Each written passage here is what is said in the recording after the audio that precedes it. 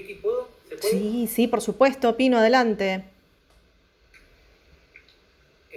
Bueno, Fulvio, me sumo a las felicitaciones y los agradecimientos.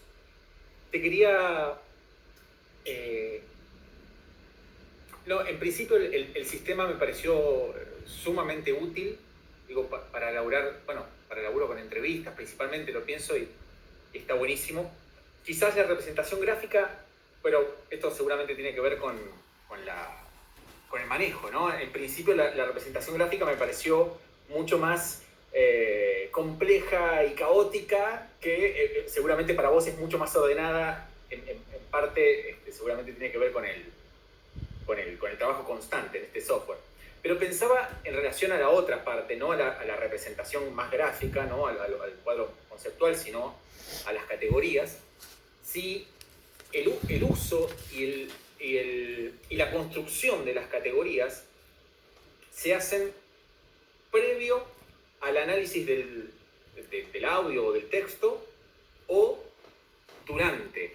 Digo, pienso esto porque quizás el uso no sé, si uno está buscando determinados elementos en una entrevista o en varias entrevistas, quizás tener las categorías predeterminadas puede llegar a servir para la recuperación de información, pero a su vez la lectura de las entrevistas, digo en este caso, eh, permiten la sumatoria de nuevas categorías que no estaban predeterminadas. No sé, digo, pienso en ese sentido, cuando vos ibas mostrando familia, bueno, las categorías que usabas, y eso es una pregunta, y la otra tiene que ver con la relación entre las categorías, no sé, generales y particulares, o inferiores y superiores, si se articulan de una manera que vos puedas recuperar tanto las categorías superiores o generales como las particulares. Sobre la primera pregunta, bueno, el NVivo permite trabajar de las dos maneras. Es una decisión del investigador. Yo utilizo una técnica mixta, porque acá hay una discusión sobre cómo se trabaja en investigación cualitativa y, bueno, quién sabe bien sobre los prejuicios que tienen los antropólogos. No quedan muchos antropólogos que digan que en el campo está todo, ¿no? Pero bueno, hay puristas todavía, bueno, no se ofendan los que todavía piensan así. Pero hay una perspectiva que yo veo. O sea, el campo no existe sin interpretación. Y el investigador que va al campo ya ha leído un montón. Entonces es imposible que en la mente del investigador no se le cruce tanto su lectura como lo que ve. Es imposible. Entonces, lo que yo hago es hacer una técnica mixta. Hago un primer, digamos, cepillado de categorías emergentes, lo que está en el texto. Obviamente me mentaliza decir, bueno, yo no, voy a tratar de hacer un paréntesis en todas las lecturas. Voy a tratar de todo lo que he leído sobre el tema y simplemente reconozco las categorías y las voy señalando. Como se llaman emergentes porque están emergiendo solamente del texto, ¿sí?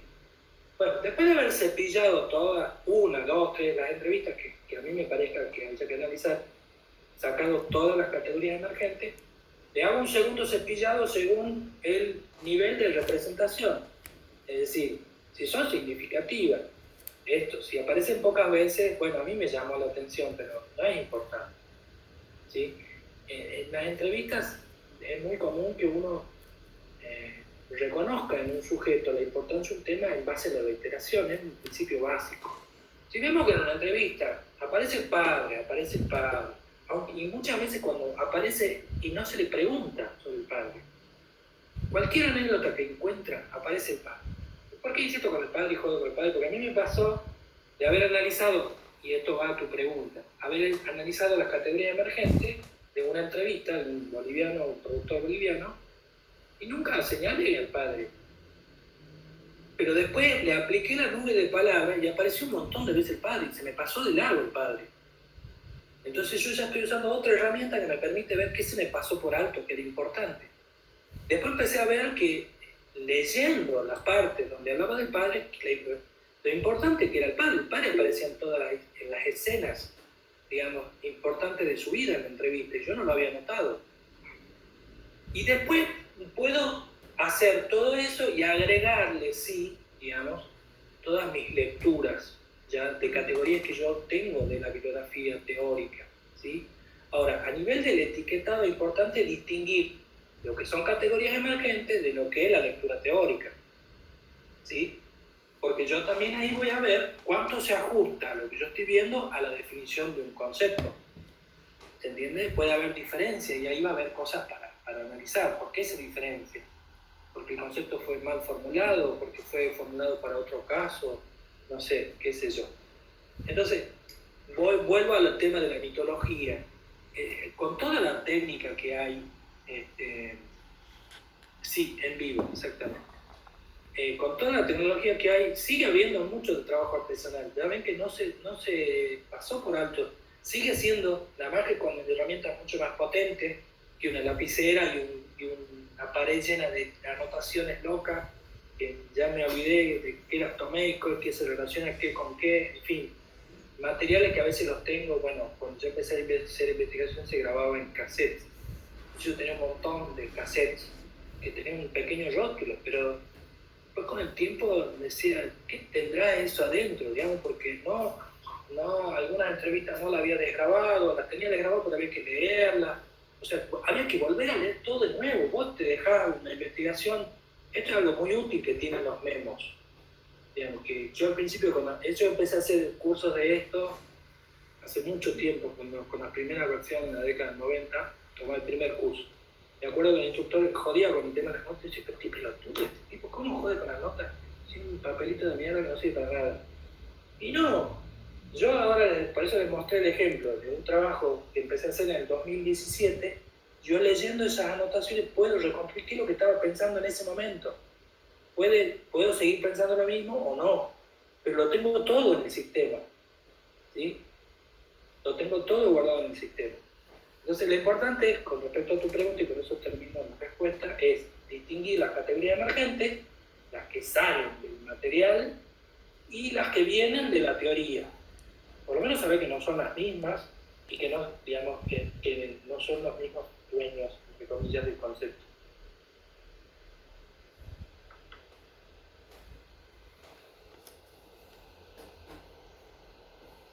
Ahí creo que Nahuel quiere preguntar algo, ¿no? Sí, gracias, Rosario. Bueno, buenas noches.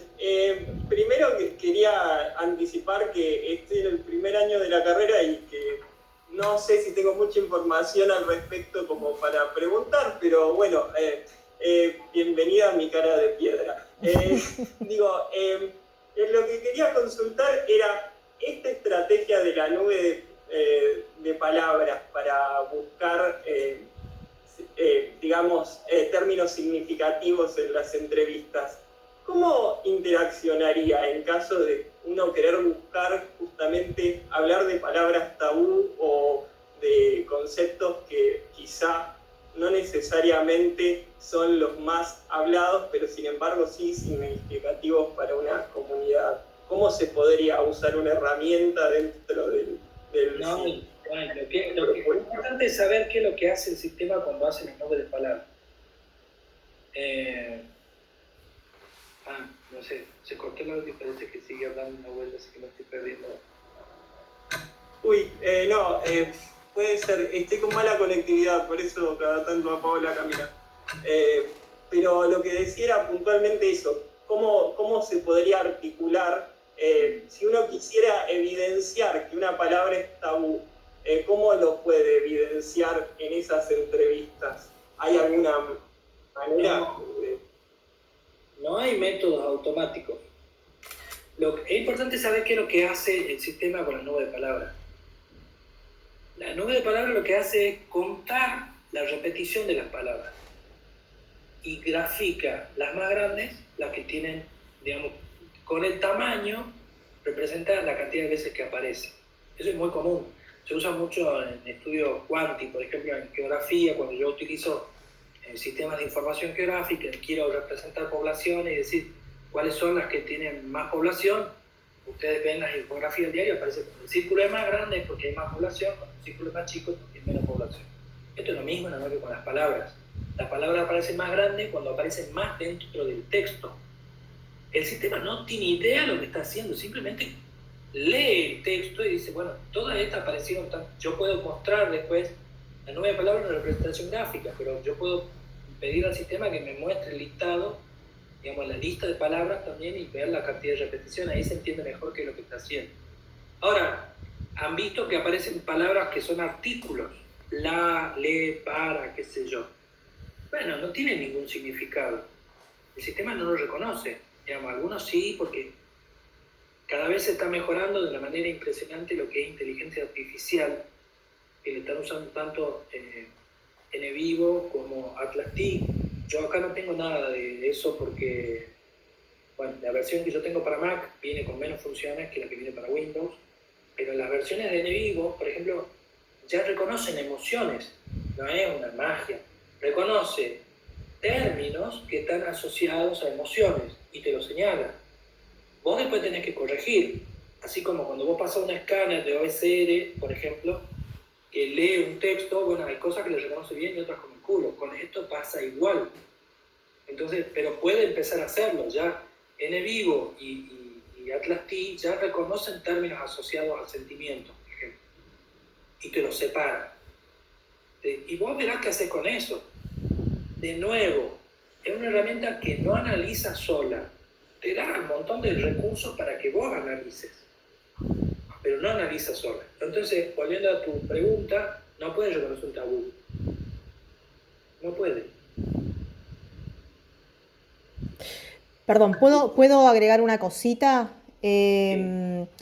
Imagino yo que ahí entra a tallar la información como investigadores. Es decir, ahí vos harás un insight con alguna nota, como hacemos sin el software, marcando los silencios, por ejemplo, cuando alguien no puede decir determinadas palabras, ¿no? O se calla o dice palabras más bajo, vos hacés como en tus trabajos, anotaciones, en tus registros de campo, tenés formas, digamos, de trabajar eso y anotarte vos, ¿no? Esos datos que son indexicales, que son contextuales, que no tienen que ver con lo semántico, con lo que se dice, con lo discursivo, pero sí tiene que ver con un contenido que vos después te sirve de insumo para analizar, ¿no? Entonces, bueno, imagino yo, sin conocer en la práctica el software, que también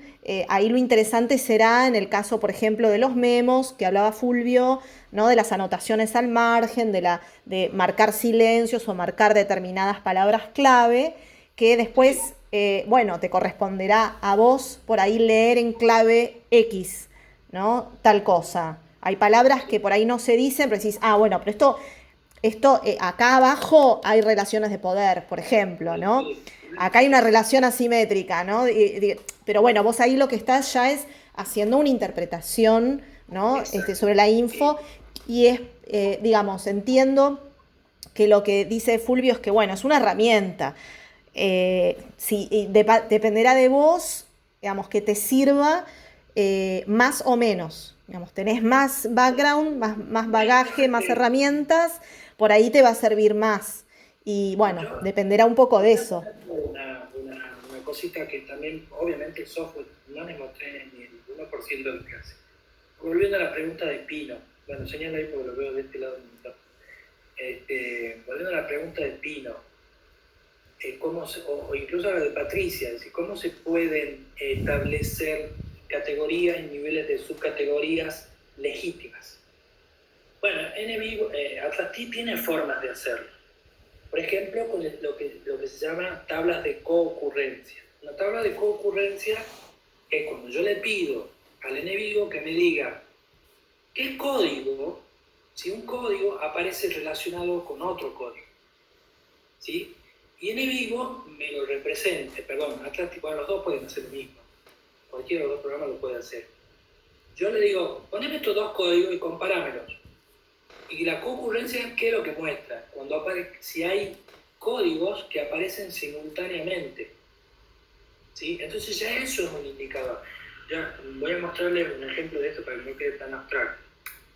En el informe que yo de alimentación, ese que les había mostrado, Yo tengo una tabla de concurrencias. Por ejemplo, al final acá hay una, por ejemplo, esta es una tabla de concurrencias. Estos son códigos. Acá le muestro. Yo le digo, cruzame este código, almacenes con abastecimiento. Y aparecen simultáneamente en la misma parte 8 veces. Pero no es tan importante con supermercados. Entonces, no hay problemas de abastecimiento cuando se trata de supermercados, pero sí parece que hay problemas de abastecimiento cuando se trata de almacenes. ¿Se ve? Porque acá aparece 8 veces y acá aparece solo 2. En cambio, alimentos y almacenes y supermercados aparecen 14 veces al mismo tiempo, en el mismo lugar, en la misma frase. ¿Sí? Entonces ya esto me da a mí una idea, la tabla de ocurrencias, qué códigos pueden estar relacionando. ¿Y cómo se hace eso? Bueno, el sistema, digamos, no lo hace automáticamente. Yo lo que tengo que hacer es decirle, ir probando. La lectura a mí me da una idea, digamos, de qué cosas pueden tener sentido y el sistema me permite probarlas. Digo, cruzame esto con esto y voy viendo si tiene sentido. ¿Se entiende?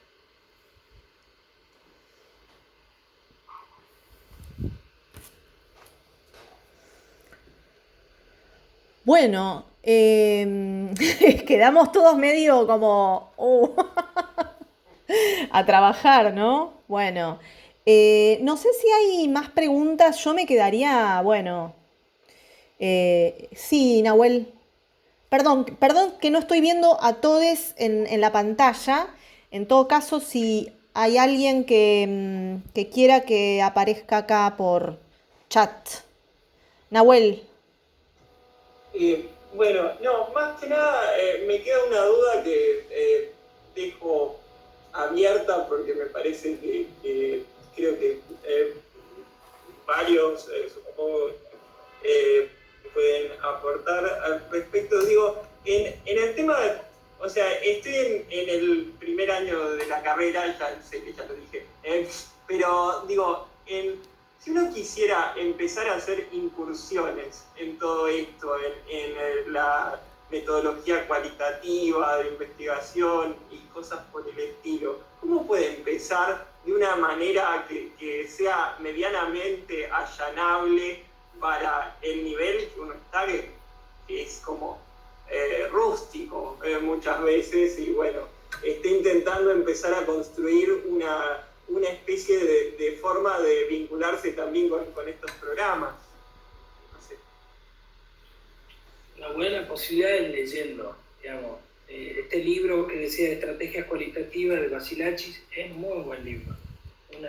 Es más que una introducción, porque tiene bastante, no es tan superficial como una introducción tradicional, digamos.